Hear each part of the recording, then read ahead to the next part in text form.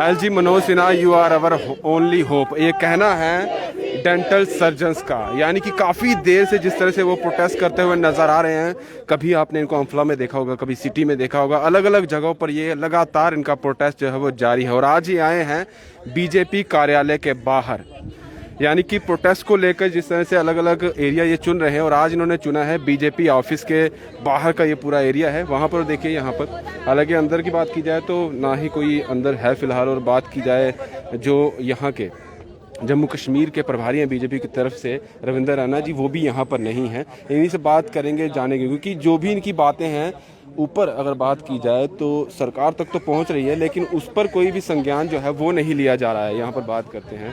Sir, appeal आप LG साहब से कर रहे हैं और आया आप जो है बीजेपी ऑफिस के बाहर, वो क्या बात है? सर, एलजी साहब किसी दूसरी पार्टी के हैं क्या? वो भी तो बीजेपी के ही हैं, जहाँ तक हमें पता है। और एक IITN है, लेकिन IITN होने के बावजूद शायद उनके साथ जो है उनको गलत इन्फॉर्मेशन दी जा रही है। उन्हें फैक्ट्स और फिगर्स मालूम नहीं है। वो हर बार यही कहते हैं कि हम जो वैकेंट पोस्ट हैं वो देंगे। तो सर, आज़ादी से लेके आज तक 543 ही पोस्ट हैं हमारे स्टेट में, जबकि रिक्वायरमेंट काफ़ी ज़्यादा है। WHO की रिकमेंडेशन के अकॉर्डिंगली हर 7500 लोगों के पीछे एक डेंटल सर्जन होना चाहिए, जबकि हमारी स्टेट में 40,000 से ऊपर लोगों के पीछे एक डेंटल सर्जन है। इसलिए हमारी जो फाइल चल रही है वो है creation of post, not advertisement of vacant post. It is for creation of post.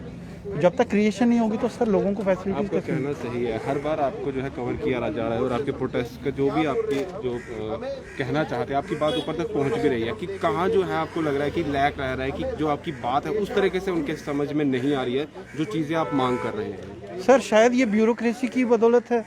वो पूरी खबर जैसा कि फिगर और फैक्ट्स जो प्रॉपर हैं वो मनोज सिन्हा साहब तक नहीं पहुंचा रहे हैं, क्योंकि वो खुद एक IITN है। उन्हें पता है कि कितनी मेहनत करनी पड़ती है, कितना पढ़ना पड़ता है। लेकिन हम लोग तो बहुत खुश थे कि ये एक IITN आए हैं, ये समझेंगे हमारे दर्द को कि क्या करना पड़ता है, कैसा होता है। लेकिन शायद उनके साथ उनको पूरी गलत इन्फॉर्मेशन दी जा रही है कि ऐसा होगा या वैसा होगा, या ऐसा हो रहा है या वैसा हो रहा है। इस तरह से आपने शुरुआत में ही ये कहा कि ये बीजेपी के जो हम इसलिए यहाँ पर आए हैं क्योंकि गवर्नर भी उन्हीं के हैं, उन्हीं की तरफ से अलॉट किए गए हैं। लेकिन गवर्नर जो होता है वो किसी पार्टी का नहीं होता। सर, हमारी यूनियन टेरिटरी है, मतलब केंद्रीय शासित प्रदेश, सेंट्रल गवर्नमेंट का डायरेक्ट यहाँ पे कंट्रोल है। तो सेंटर में गवर्नमेंट किसकी है सर? बीजेपी की है। तो इसलिए हम बीजेपी ऑफिस के बाहर हैं सर। तो कोई वजह नहीं है, हमें किसी पार्टी से या किसी से कोई गर्व नहीं है। हम तो सिर्फ ये चाहते हैं कि हमारी मांगे कोई भी पार्टी हो पूरी करे। इस तरह से आप ये प्रोटेस्ट भी कर रहे हैं, जो अभी डेंटिस्ट का जो कोर्स कर रहे होंगे यहाँ पर, जो पढ़ाई कर रहे हैं, कहीं ना कहीं उनके मनोबल पर भी तो इसका असर पड़ रहा होगा ना? बिल्कुल सर, हम तो यही कहते हैं कि जो अभी चेंज कर सकते हो अपनी स्ट्रीम भाई कर लो, क्योंकि हमने तो अपनी जिंदगी दे दी है इस प्रोफेशन को। फिर भी देख लो आज हम रोड पे हैं। एक तरफ ये भी कहा गया है गवर्नर साहब की तरफ से कि आपको जो है कुछ फाइनेंशियल हेल्प दी जाएगी, जिसके जरिए आप अपने प्राइवेट क्लिनिक या कुछ इस तरह से अपना काम चला सकते हैं। सर, एक तो पढ़ाई करने के लिए पहले हम लोन लें, फिर पढ़ाई पूरी करें, फिर क्लिनिक खोलने के लिए फिर लोन लें, सर फिर EMI चुकाने के लिए एक और लोन लें। पूरी जिंदगी लोन ही लेते रहें सर। क्या हमारा हक नहीं कि हम आराम की जिंदगी जी सकें? ऐसा नहीं कि हम लोग ना पढ़े बिना मेहनत के यहाँ तक पहुँचे हैं सर। मेहनत करके हमें कहा जाता है क्रीम ऑफ द सोसाइटी, लेकिन क्रीम की ये हालत है तो नॉर्मल लोगों की क्या हालत होगी? आप इससे समझ सकते हैं कि इन्होंने सीधे कहा कि हम क्रीम ऑफ द सोसाइटी हो, और अगर हमारा ये हाल है तो फिर आगे जाके जो अभी कर रहे हैं उनका क्या हाल होगा? राहुल जी, अभी अगर एक बात कहूँ कि जिस तरह से आप प्रोटेस्ट कर रहे हैं, आपने कहा कि डेंटल कॉलेज बंद कर देने चाहिए। जो अभी पढ़ाई कर रहे हैं, जिस तरह से आप प्रोटेस्ट कर रहे हैं, उनके मनोबल पर भी तो इस चीज़ का असर पड़ेगा। सर, मुझे पता है उनका फ्यूचर क्या है। जब 13 साल से हमारे सड़कों पे खड़े हैं तो वो क्या करेंगे आगे जाकर? ऑलरेडी आपके पास 5,500 डेंटिस्ट ऐसे हैं जो अनएम्प्लॉयड है, तो नए आके कौन सी जॉब मिल जाएगी इनको?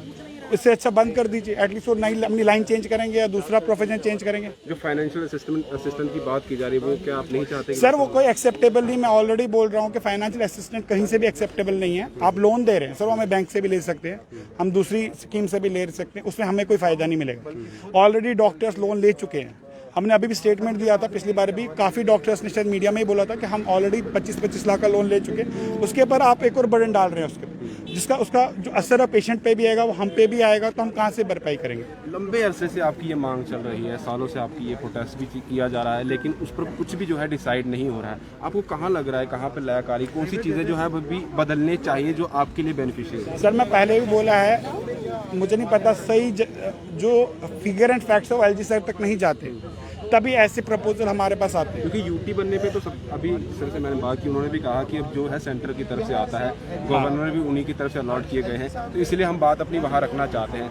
तो अभी 2 साल से यूटी है हमारा जम्मू कश्मीर, अभी भी आपको लगता है कि जो 2 साल हो गए अगर हम अभी भी प्रोटेस्ट करें तो कुछ बदलाव आ जाएगा? तो सर हम उम्मीद कर सकते हैं, उससे ज़्यादा कुछ नहीं कर सकते। हाँ, बट ये ब्यूरोक्रेसी आई, यूथ के अंदर एक उम्मीद जागी कि शायद, क्योंकि जब स्टार्टिंग में मलिक सर थे उन्होंने बोला था कि 50,000 यूथ्स को जॉब होगी, हमने सोचा हमारे लिए भी शायद एम्प्लॉयमेंट आएगी, तो बट 2 साल से ऐसा ही चल रहा है। बट एक एज क्राइटेरिया भी होता है जॉब्स के लिए, कुछ लोग तो आपके ओवर एज भी हो सर गए, हो और चुके हैं, अभी भी होने वाले कुछ इस कगार पर होंगे। सर हैं अभी 500 से ज़्यादा तो ओवरेज हो चुके हैं, और शायद हमारे पास 100-200 ऐसे हैं जो कि शायद 6 महीने 8 महीने रहते हैं। कहीं ना कहीं ये मेंटल स्ट्रेस काफ़ी ज़्यादा है सर डेंटिस्ट के अंदर, काफ़ी ज़्यादा फ्रस्ट्रेटेड है।